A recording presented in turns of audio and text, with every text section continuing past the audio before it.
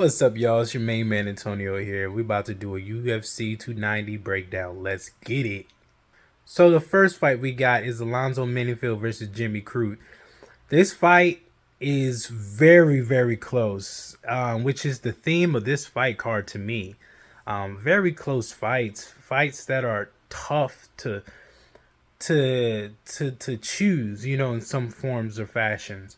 Right here, what we're seeing is a knockout ability, the knockout ability of Alonzo Menifield, and the questionable chin of Jimmy Crute. They're both on the line here and those are the things that are likely for if Alonzo Menifield is going to be win. Is going to be like that. He's going to win with his power ability, with the ability to just consistently knock down Jimmy Crute, rock Jimmy Crute, the ability to even possibly knock out Jimmy Crute. And that's a real threat. That's a real threat that needs to be addressed. Those are his biggest advantages, I would say. But when you look at Jimmy Crute is the opposite of the spectrum, right? The takedown defense of Alonzo Menifield is not, something that is, I would say, he has the ability to stop takedowns, but Jimmy Crute is relentless. He kind of reminds me of Grant Dawson in that vein, where Grant Dawson, like I said last week with Demir, he may stop like one takedown, two takedowns, but then what are you gonna do on takedown number 5? What are you gonna do on takedown number 4? Because we've seen Jimmy Crute be tired and he still keeps going. He still goes for those takedowns. So I'm expecting the same thing to happen here. I'm expecting Jimmy Crute to get rocked at least once. It's probably gonna happen. Just because of the fact that he doesn't have a lot of head movement. Jimmy Crute's just kind of there getting hit. He'll take shots, and I mean we saw him get knocked out by Jamal Hill, but outside of that, this guy doesn't get really hurt like that. You know what I'm saying? So I'm gonna trust that his chin is gonna hold up enough to the point where he's gonna get his takedowns. He's gonna control the rounds, and I mean he has the ability to submit Alonzo Menifield. Will he? I don't know. I wouldn't bet the bag on it, but I would say that it's a chance. It's a good chance. If I was him, take him down and maybe submit him. But I think Jimmy Crute will definitely be able to get his takedowns, and with that, he's just gonna probably win another decision. I just see him controlling more of the fight than not being, than getting rocked and getting his head, beat around by Alonzo Menifield. Because in the last 3 fights, Alonzo Menifield's defense on takedowns is 6 of 16, which he's doing fantastic in the aspect of, you've only got taken down 6 out of the 16 times, so you stop 10 of them. But like I said, he's just gonna keep coming. He's just gonna keep coming. He gets tired. That's the thing as well. Jimmy Crute's cardio is not awesome sometimes, but when you consider the fact that he's also wrestling so much, that's why his cardio tank is oftentimes taxed. Whereas as well, we know that Alonzo Menifield doesn't have great cardio. So you got 2 guys that don't have great cardio, but you got one that is used to grappling consistently. I trust his cardio more than I trust Alonzo Menifield's cardio. So guys, I'm going with Jimmy Crute on this pick. Next, we got Robbie Lawler and Nico Price. This fight right here is a tough one because of things that are not necessarily fight related. This is Robbie Lawler's last fight, as we know. He's going to be coming out with total ambition to go out on top. He wants to go out with a victory. Nobody wants to go out on a loss, right? He just was literally inducted to the Hall of Fame for his fight with Rory McDonald last night. There's a lot of positive and good things that are going on for him mentally right now. But I also like mentally how Niko Price is saying, I don't care. I don't care that this guy is going out like this. Like, I appreciate him and I got love for him and the things that he's accomplished, but I don't care. I'm going out there to beat this guy. So I enjoyed the fact that his mindset is like, hey, I understand that, you know, this is what it is, but I don't care. I'm going through there to get that victory. And Niko Price is still trying to fight after this, whereas Robbie Lawler is all on his way out. And in a lot of the interviews, Robbie Lawler mindset, I'm on my way out, you know, like it didn't speak to me as overly motivated, but at the same time, I also am not dumb enough to think that this guy wants to go out with a loss. Now, when we break down the fight, I think I trust Robbie Lawler's cardio a bit. Niko Price's cardio, for the pace that he puts on, it's questionable, man. It's questionable. If you get to that third round, it's questionable. But he puts on such a pace. He puts on such a pace on these guys that it's just tough for them to continue. I mean, he tired out Phil Rowe, for crying out loud, and we just saw Phil Rowe versus Neil Magny. Neil Magny won. But Phil Rowe's a dog. He's typically knocking guys out. And even though he lost versus Phil Rowe in that fight, he put a pace on that guy that was just so exhausting. Robbie Lawler is not young and spry anymore. Robbie Lawler is on his way out. So that leaves a little bit of cause to pause there, because for me, that cardio tank is it's just a little too shaky. But at the same time, this is where I give it to Niko. And yes, my pick is Niko Price. This is where I give it to him, that wrestling ability. The wrestling ability is higher for Niko Price. That's part of the pace that he pushes, is the ability that he's going to try to take you down, right? And I was concerned because Niko Price is a brawler. But as I was listening to his interviews and things like that, he was saying, hey, if the takedown's there, I'm going to take it, which I want to hear. You know, as somebody who's going to be picking him, I want to hear the fact that you're going to use the abilities that you have to get the victory. If you're not going to use those abilities, you're going to lose. You know what I'm saying? Because Robbie Lawler is no chump, right? Even though he's older, he's no chump. This guy is for real.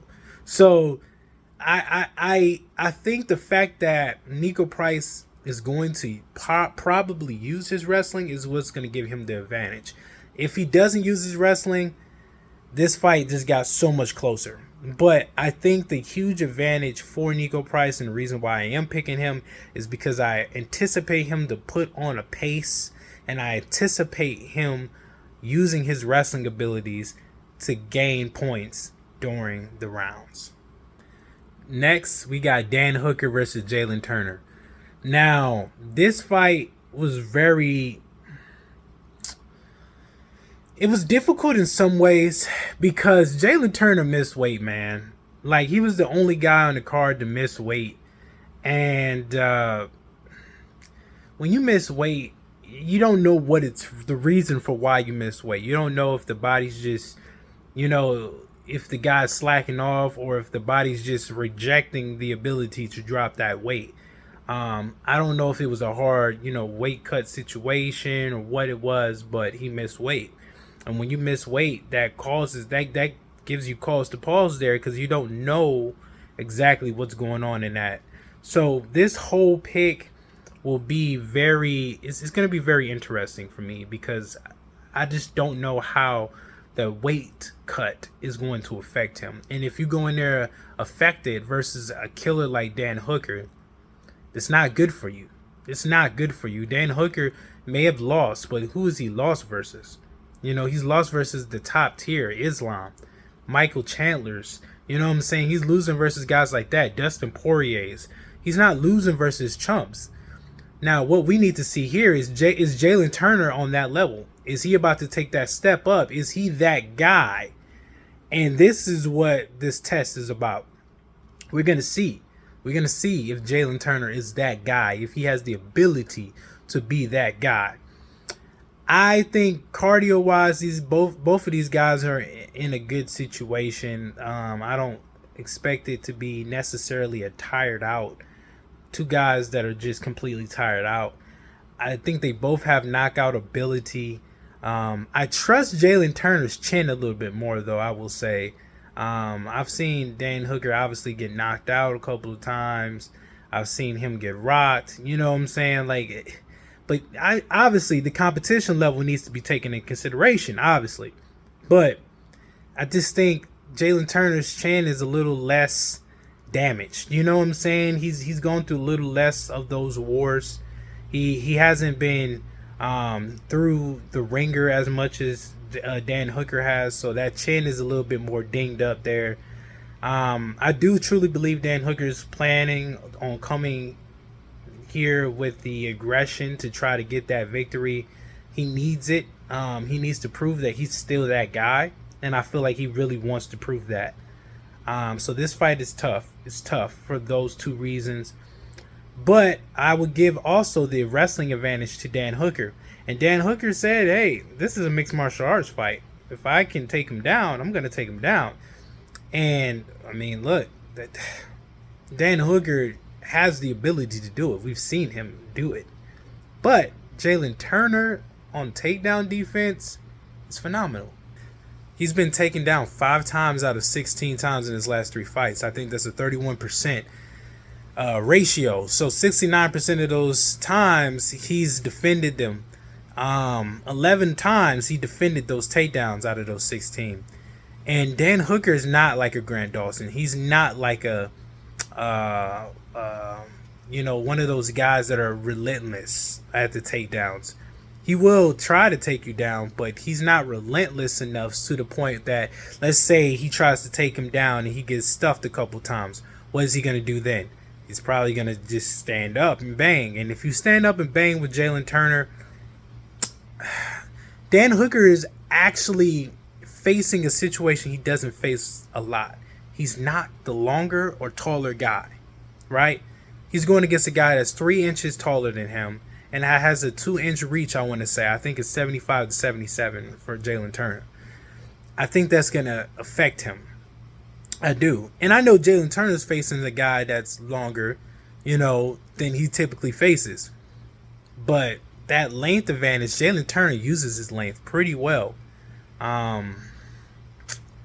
So, yeah, I'm going to go with Jalen Turner, guys. I'm going to go with Jalen Turner. I'm going to say that Jalen Turner is going to prove that he's on that level. But this one, this one is in the air. It is. It's really in the air. If you had a gun to my head and I had to choose, I would choose Jalen Turner. But Dan Hooker's a dog. I enjoy Dan Hooker a lot. Great. I love watching him fight. But yeah, Jalen Turner, I just think he stuffs enough takedowns. I think that on the feet, he has the ability to make it a little bit tougher for Dan Hooker. And hey, I won't put it past him to rock Dan Hooker. So we'll see, guys. We'll see what happens on this fight. And for this fight, the next fight, we have Dricus du Plessis versus Robert Whitaker. Now for this fight, I think cardio, you got to give it to Rob. We rarely ever see Rob get tired, if ever see Robert Whitaker get tired. We see that from Dricus du Plessis a lot. And I understand that he has a nose issue that he fixed. So he's supposed to be better in that area. But even him, he said it in the interview that don't expect me not to get tired, guys. I'm still going to get tired, but I'm going to push forward. The fact that he even admitted that he will still be tired shows to me that the cardio issue isn't going to just be solved through this nose issue alone. You know what I'm saying? I've personally believed that if it comes to dogging out the other, Robert Whitaker has that dog in him, man. I mean, how many? We've seen those wars with him and Yoel Romero. I mean, this guy is. He's a dog, just like Dricus. And I know Dricus wins by being more of a dog than the others. But Robert Whitaker has that same amount of dog in him. And I just think he can outdog him. When we go to power, I say the power is similar. The chins are similar. I think Dricus du Plessis is better with the submission game, but I don't foresee him being able to use that. I think that the wrestling ability of Robert Whitaker is going to actually be in his favor. And the reason I say that, I mean, Robert Whitaker doesn't... There was a point in time where Robert Whitaker wasn't using his wrestling, guys. This was not too long ago either. You know, it's just in the last 3 fights where he started to really bring on that wrestling. When he fought Kelvin, he fought Israel, and he fought Marvin Vettori. He's 4 of 18. I mean, not 4 of 18. He's 9 of 18 in his last 3 fights when it comes to takedowns. So to go for 18 takedown attempts in the last 3 fights is a huge upgrade for him.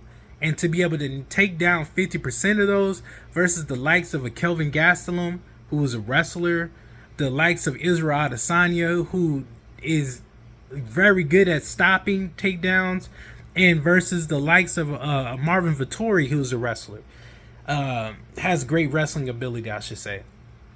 I would say that it's, you know, that's something where I think he's going to use that, and I think he's going to use that to his ability. I say when you factor in takedown defense, I think in the last 3 fights, Dricus du Plessis is 2 of 4 in his last 3 fights. So he hasn't been taken down a lot. He's usually more the aggressor in that area, and he's defended 50%. Whereas, you know, you got Robert Whitaker taking you down at 50% of the time, but he's putting down 18, you know, attempts in the last 3 fights compared to you facing 4 attempts in your last 3 fights. I think du Plessis may try to take Robert Whitaker down, but Robert Whitaker's takedown defense is phenomenal as well. He's 1 of 6 in his last 3 fights, defending at an 83% rate on takedowns. So I think that when you look at the wrestling abilities of Robert, I feel like he's really using them now, and I feel like he will use them. I feel like he's faster than Dricus du Plessis. I think du Plessis is pretty slow compared to Robert Whitaker. I don't think that, you know, that's one of his super strong suits. I think he may have the strength advantage. That is a big boy right there. That's a big guy. So, you know, that's something to worry about in that area. But then you also got to look at the experience levels. You know, Robert Whitaker has been there, done that versus the very best, and he's not on his way out.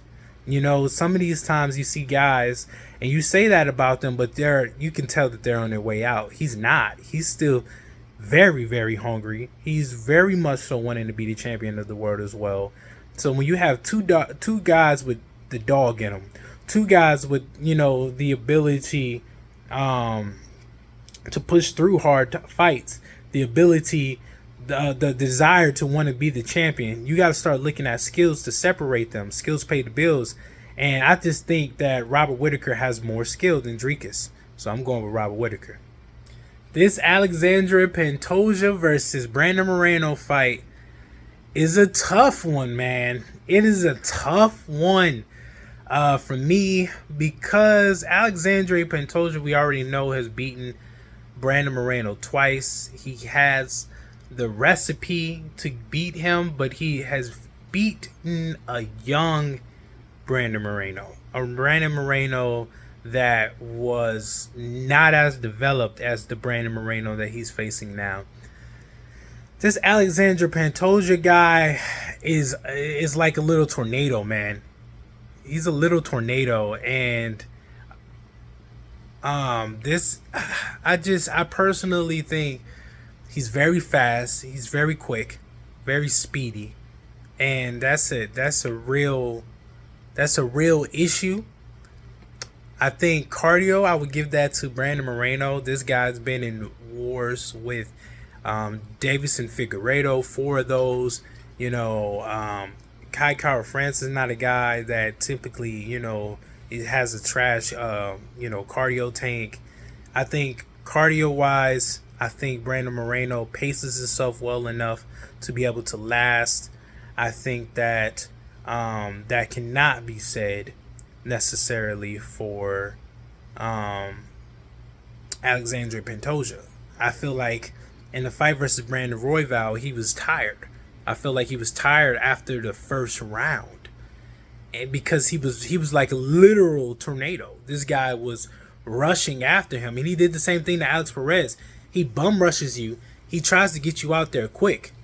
Now, his wrestling ability is higher than Brandon Moreno's to me. His submission abilities is higher than Brandon Moreno's to me.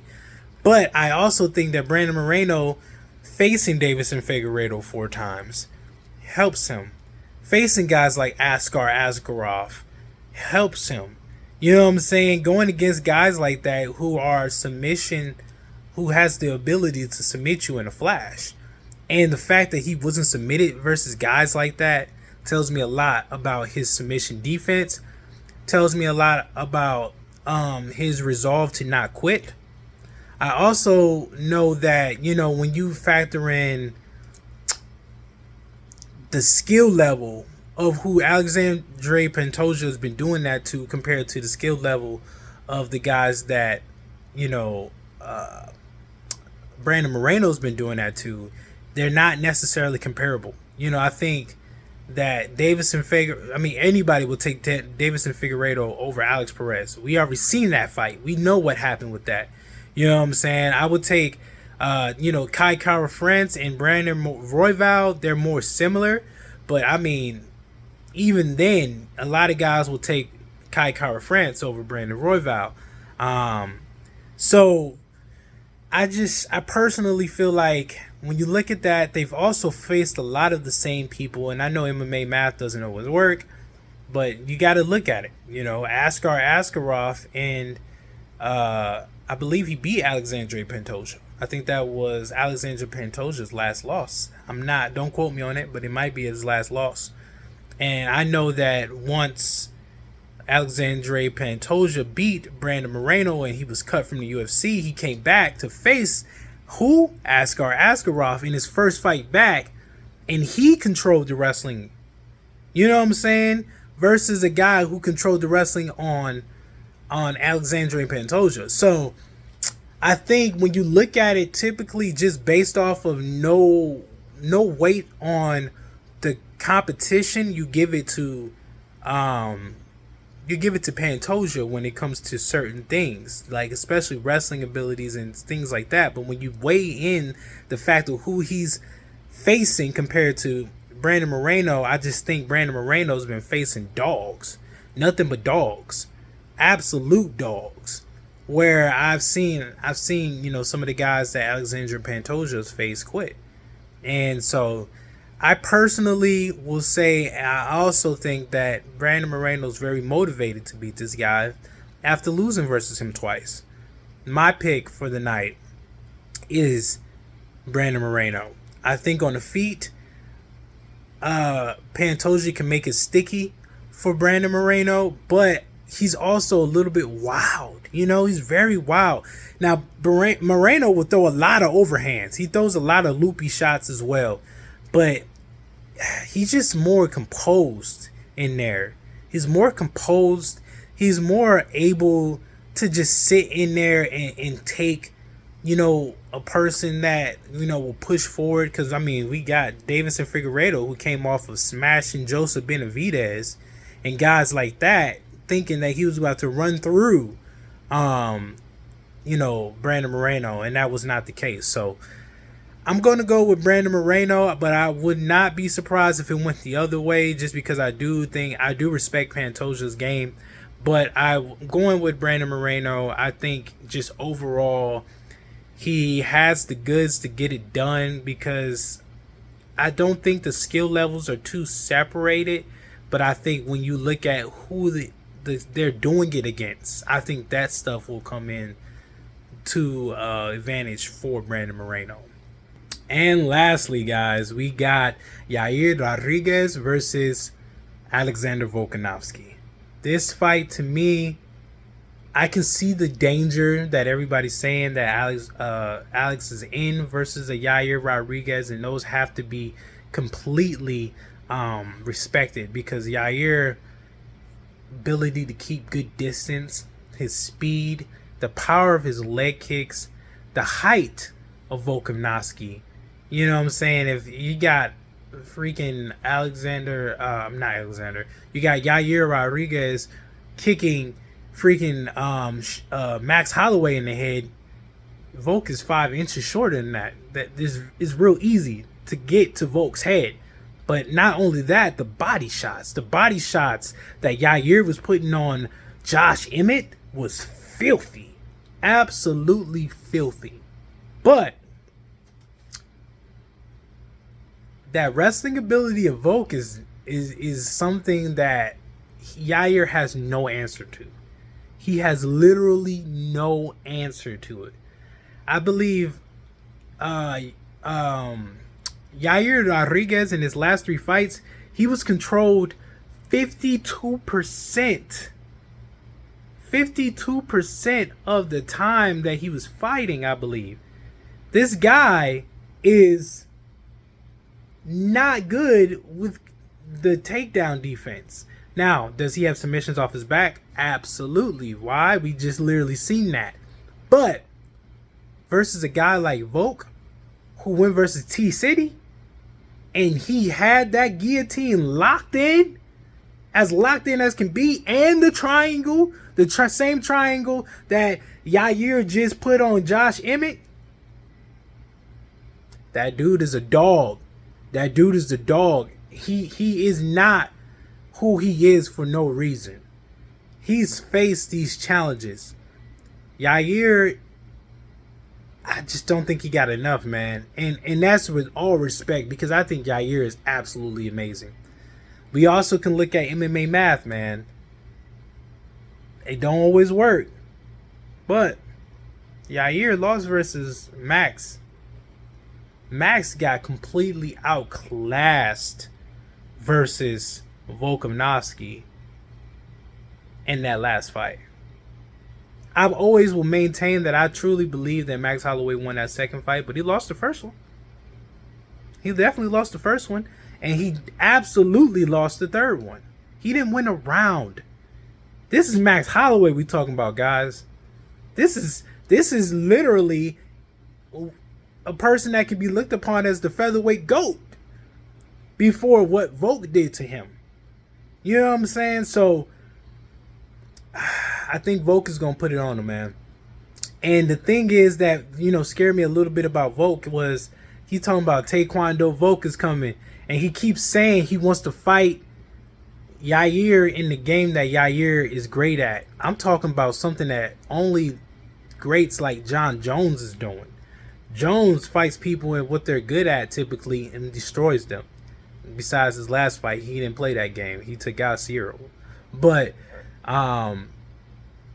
so Volk is talking about how he wants to stand up with him. I think he has the ability to stand up with the Yair. His ability to shift weight quick. He's very quick in and out. Good jabs, good straights, good 1-2s. And if he's in trouble, he has the wrestling ability to lean back on. Guys, I'm going Volk.